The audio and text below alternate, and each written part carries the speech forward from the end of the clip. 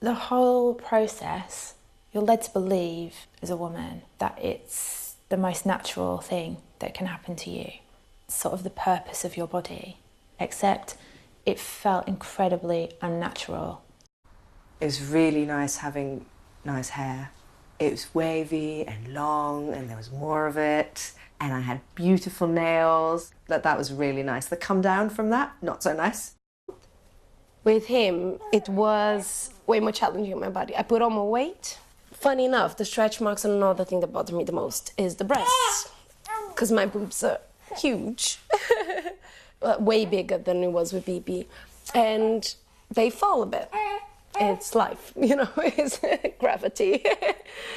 And in the beginning, I was really upset about it, and I was telling my husband, you know, I'm gonna get a boob job when I stop breastfeeding. The funny thing is it took so long to accept that this is my body and I should be happy and it's not good or bad, it's just me, you know. And then you get pregnant and then you slowly start seeing it change, which is fine because you're growing a human being. But when you finally give birth and then you're left with this new body that it took you 30 years to accept and to love and to figure out what works and doesn't work, and all of a sudden it's a completely different body. Feeling my boyfriend slightly recoil from me, like on a sexual level, like he would probably object to that word, but feeling that shift of his perception of me as no longer a sexual being, he was like, I don't want to cover you in spunk, I want to look after you.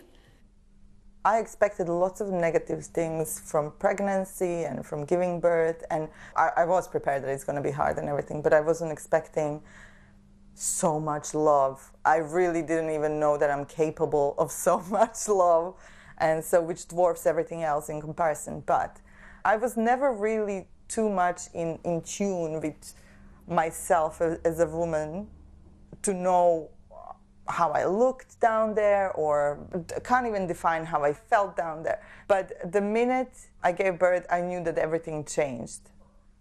For me, it wasn't really bouncing back into my normal intimate life with my husband. That took a long, long time, and I think 2 bottles of wine.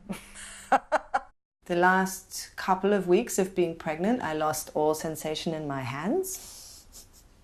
So all of my, one after another, all 10 fingertips went numb. It's some syndrome where your wrists swell up so much that the nerves that go through your wrist stop sending the impulses through from your fingertips. I think it took probably more than 2 to 3 months for sensation to come back in my hands. If you can't feel what you're doing, it's a very weird thing to be taking care of a very little child. I never had a serious or real injury before in my life until C-section, so that was a big thing. I had no idea what's going to happen there or how it's going to look like after the surgery.